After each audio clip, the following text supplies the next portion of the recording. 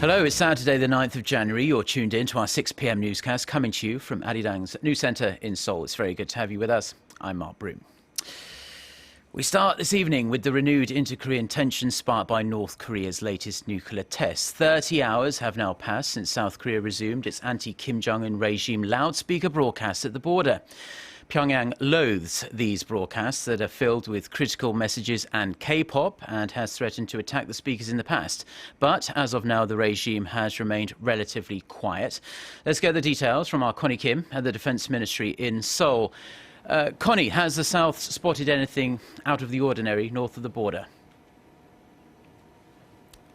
Well, Mark, South Korea's loudspeaker broadcasts continue to blare out at 11 different locations along the inter-Korean border, but officials here are telling me that they're not detecting any unusual movements coming from the North Korean military.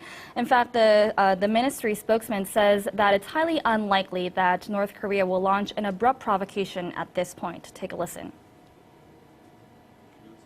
The North Korean military is currently maintaining its increased surveillance and alert level. On its side, the South Korean military remains on its highest alert level. Soon after Seoul flipped the switch on its loudspeakers, Pyongyang did the same, hoping the move will prevent North Koreans along the border from hearing the broadcasts. These loudspeaker broadcasts have always been a sensitive issue for the North Korean leadership. The huge speakers blast out South Korean pop music, news and weather reports from the South, and messages highly critical of Kim Jong-un and the elite in Pyongyang. It's worth bearing in mind that North Korea declared a quasi-state of war last summer when the South turned on its loudspeakers following North Korea's landmine attack at the DMZ that seriously injured 2 South Korean soldiers. While there has been no official statement from the North yet, Kim Gi-nam, the secretary of the ruling Workers' Party, has slammed the broadcasts, saying the U.S. and its allies were taking the situation to the brink of war. OK, so some strong words from that official, but apart from that, a rather muted response from North Korea. And Connie, while we have you on the line, what is the Defence Ministry saying about North Korea's latest footage, which appears to show a test of a submarine-launched ballistic missile? The word seems to be that the regime's video editing team might have been heavily involved. Well, that's highly likely to be the case, Mark. Seoul's Defense Ministry says the latest video was edited using old videos of previous Scud missile launches.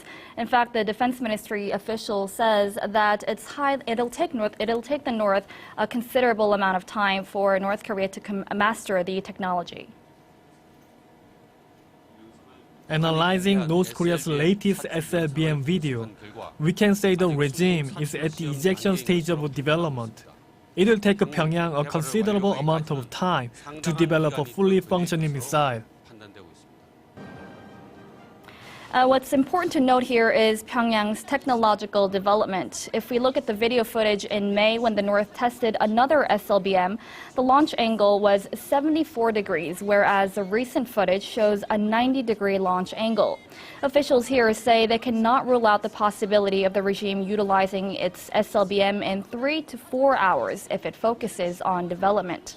Seoul had previously estimated it'll take 5 years, or it'll take within 5 years. Well, this is all I have for now. I'll be back with further updates during the next newscast. This has been Connie Kim reporting from Seoul's Defense Ministry.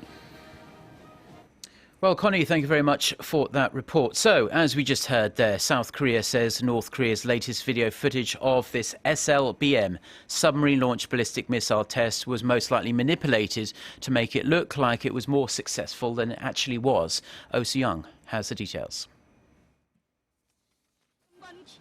In a new video footage released by North Korea's state-run media on Friday, North Korean leader Kim Jong-un stands on a military vessel, watching what appears to be a submarine-launched ballistic missile being successfully test-fired.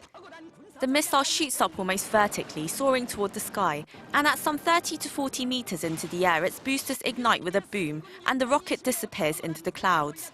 The test is presumed to have been conducted in December of last year in the East Sea.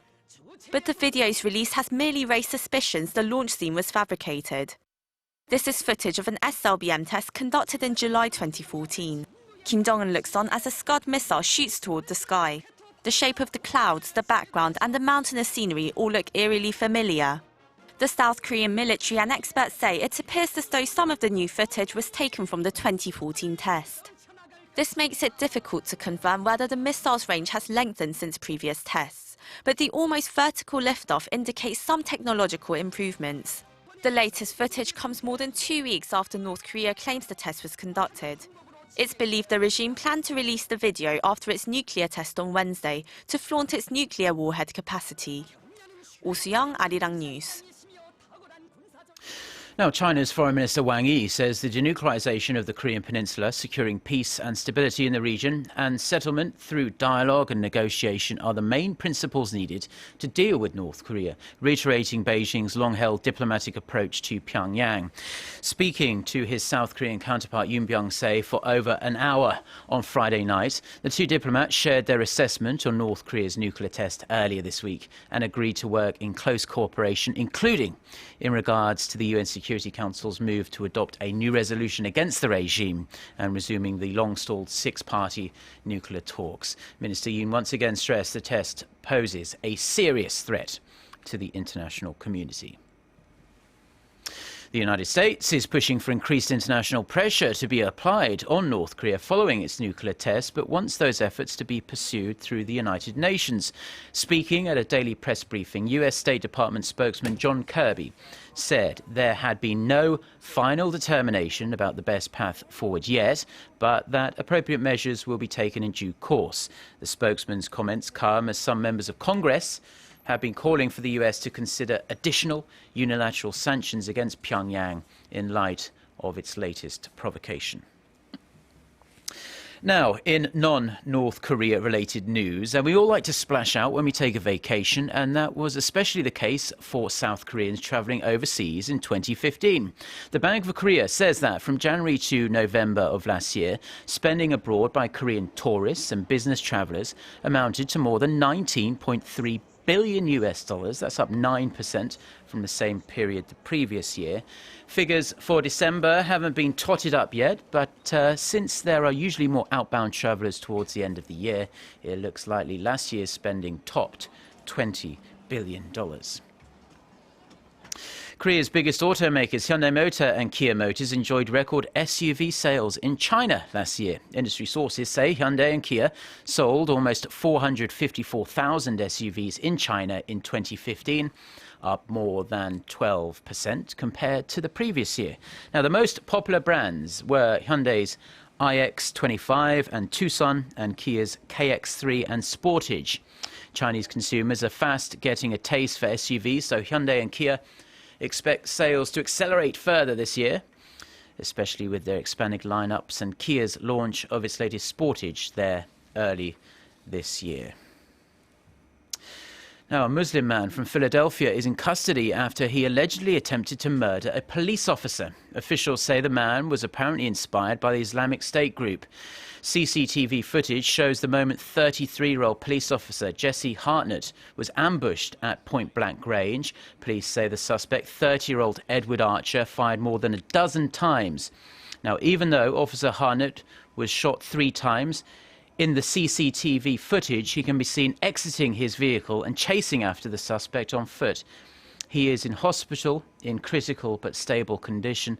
The authorities say it's too early to say whether Archer, who travelled to the Middle East a few years ago, had any direct links to ISIS.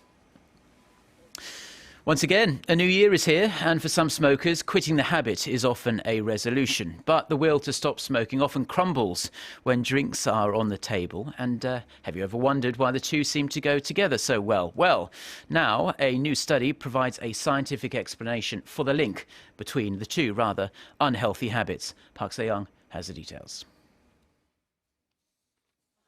Many people who drink alcohol also smoke, which can be true even for people who aren't regular smokers. Drinking can even feed a nicotine habit. I usually smoke once an hour, but when I drink, I tend to smoke every 20 to 30 minutes. While drinking, some of my friends who have quit smoking say they want to smoke or they actually start smoking again. There's a scientific explanation for why drinking and smoking seem to go hand in hand. According to researchers from the University of Missouri School of Medicine, alcohol and nicotine enhance the pleasurable side effects of each other, and nicotine suppresses the sleep-inducing effects of alcohol. They made the discovery after recording the sleep patterns of rats that were fitted with electrodes and given an alcohol and nicotine cocktail. The finding also shows smoking contributes to the development of alcoholism and vice versa. Once we understand the systems in the brain where these drugs are working, right, this will help us treat addiction. The study was published last fall in the Journal of Neurochemistry. Park Se-young, Arirang News. Now, finally, we're going to leave you with a brief look at the weekend weather. It's going to be a cold night. The low is going to drop to -4 degrees Celsius overnight in Seoul. Sunday will be bright but cold. The daytime high is going to peak at just 3 degrees Celsius in the capital. With that, let's take a look at the weather around the world.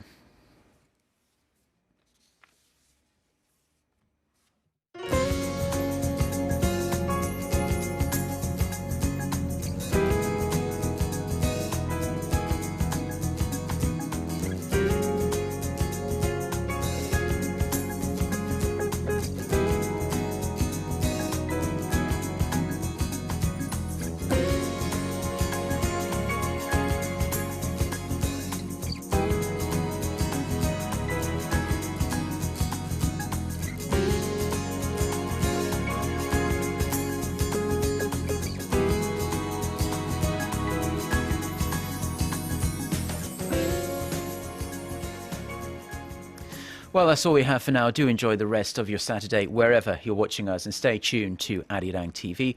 We'll be back again with our next newscast at 10 p.m. Korea time. Till then, goodbye.